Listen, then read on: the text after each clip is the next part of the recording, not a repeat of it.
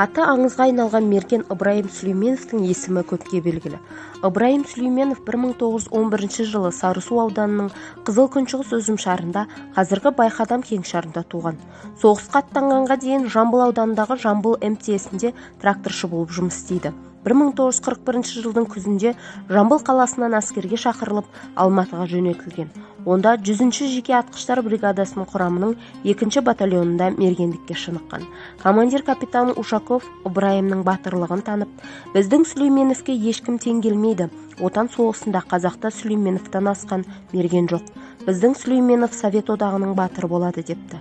Ұстаздан осындай баға алған Ыбырайым батыр 1941-42 жылдың қысында Мәскеу түбінде қорғаныс шебінде аттанады.